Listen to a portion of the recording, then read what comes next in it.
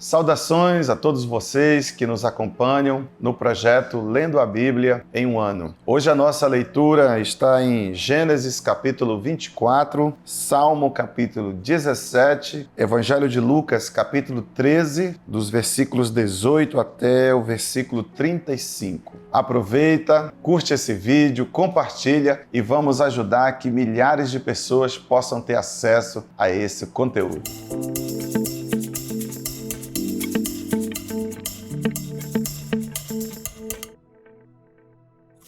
Gênesis capítulo 24 nos traz uma história muito interessante. Abraão manda seu servo buscar uma esposa para Isaac. Essa é uma história de romance, de amor, uma história romântica, uma história bonita e nos traz uma lição de como as coisas fluem bem quando elas estão sob a direção do Espírito Santo. Numa interpretação bíblica, esse personagem que é servo de Abraão, chamado Eliezer, que tem aqui a responsabilidade de buscar uma esposa para Isaac, ele é uma figura do Espírito Santo. Ele representa o Espírito Santo que está preparando a noiva para encontrar com o noivo. Vamos à história. A Bíblia diz que Abraão chama Eliezer e Eliezer faz um juramento. Coloca a mão debaixo da coxa de Abraão, um ritual, né? E Eliezer, então, recebe a comissão, se compromete a ir até a região de onde Abraão tinha saído e escolher entre a parentela uma esposa, uma mulher que pudesse ser esposa de Isaac. Isaac pede ajuda para o Senhor, fala com Deus a respeito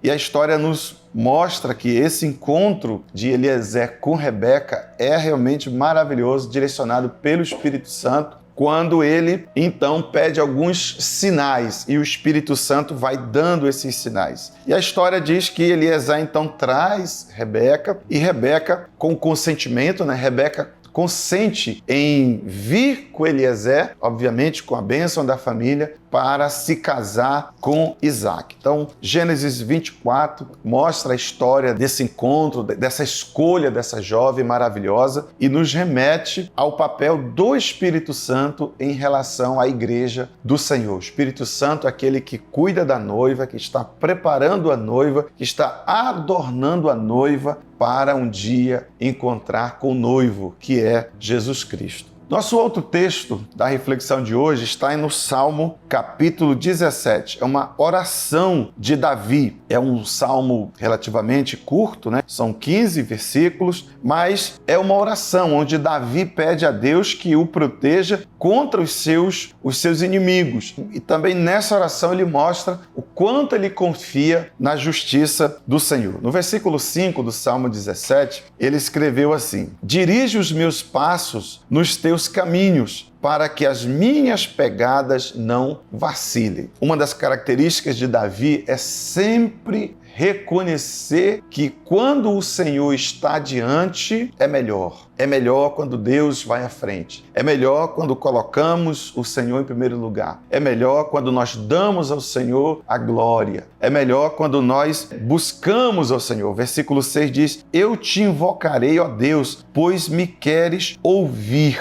Isso nos mostra um pouco dessa relação, dessa conexão tão íntima que Davi tinha realmente com o Senhor. E a sua confiança em Deus e como que ele pede a proteção do Senhor. Versículo 8 do Salmo 17, ele diz assim: guarda-me como a menina do olho, esconde-me à sombra das tuas asas. Você sabe que a menina do olho é exatamente essa parte mais interna do nosso olho. Todos nós protegemos bem os nossos olhos, é um instinto de defesa, inclusive qualquer tipo de ameaça, naturalmente o corpo já reage protegendo o olho, você fecha o olho, enfim. E o Davi diz assim: guarda-me como a menina do olho, ou seja, me protege, não deixa o mal me tocar, não deixa vir nada que possa me maltratar, me machucar. E isso é muito interessante. E o versículo 13 do Salmo 17, ele diz: levanta-te, Senhor, tenho, derriba, livra a minha alma do ímpio, pela tua espada. Mais uma vez, Davi, ele ora a Deus e na cabeça de Davi, na oração de Davi, na sua compreensão sobre Deus, Deus tem uma espada, Deus guerreia, Deus é como aquele que pode se levantar e batalhar em favor do seu servo, né? E essa oração que ele faz. Davi pede que Deus o proteja contra os seus inimigos. Davi confia no Senhor e confia especialmente na justiça de Deus. Esse é o Salmo capítulo 17. O outro texto da nossa meditação de hoje se encontra em Lucas capítulo 13, a partir do versículo 18 até o versículo 35. O que nós vamos encontrar em Lucas capítulo 13, a partir do versículo 18? Nós vamos encontrar parábolas. Nós vamos encontrar aqui a parábola do grão de mostarda e do fermento, e nós vamos encontrar a parábola da porta estreita.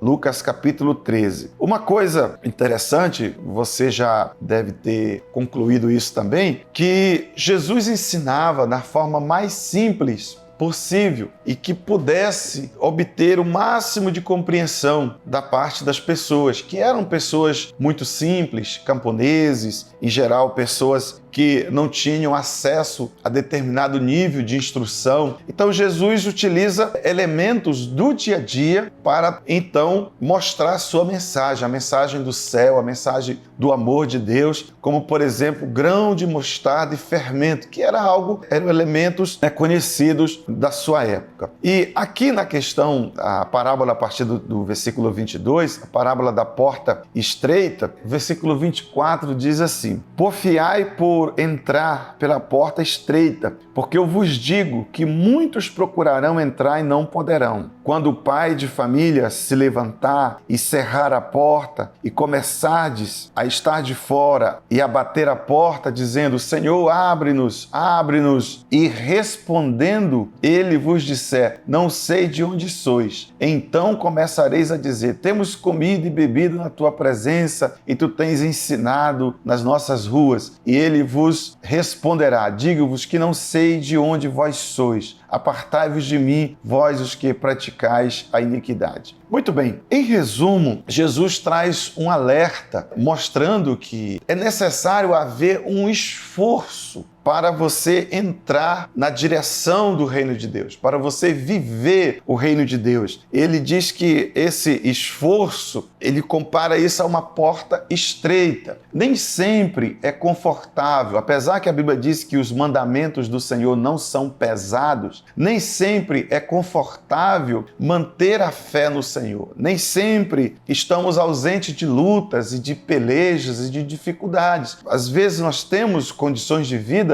e temos situações em que servir a Deus vai exigir um sacrifício, vai exigir um esforço, vai exigir uma renúncia. E nem sempre é confortável renunciar a alguma coisa. Vou te dar um exemplo do que pode tipificar essa porta estreita. É pedir perdão. Pedir perdão. Nem sempre é tão simples pedir perdão. Às vezes é dolorido pedir perdão. Abrir mão da sua razão, daquilo que representa as suas verdades. Você vai abrir mão disso e vai dar razão para outra pessoa. Às vezes é doloroso, mas em nome do reino de Deus, nós fazemos. Às vezes é o melhor a se fazer. Às vezes é a única opção que temos, abrir mão da nossa razão. Então, isso significa a porta estreita. A porta estreita também significa renunciar um determinado prazer, renunciar um determinado hábito que tem ali o seu valor, mas é pecado. É um hábito pecaminoso. Mas em nome de Jesus, por causa do reino de Deus, por causa da vontade de Deus, eu decido renunciar a isso. Então, isso ilustra o que seria a porta estreita. E ele traz um alerta sobre o juízo. Depois que ele fala sobre essa questão da porta, um alerta sobre o juízo, que é destruidor, é devastador ficar de fora do reino de Deus. É terrível horrível receber a condenação eterna e que o melhor é realmente nós nos encaminharmos para passar na porta, para viver o reino de Deus, por mais que haja necessidade de renúncia, por mais que isso signifique deixar para trás determinados hábitos até então prazerosos, mas se é pecado, eu vou deixar para trás e vou eliminar da minha vida qualquer tipo de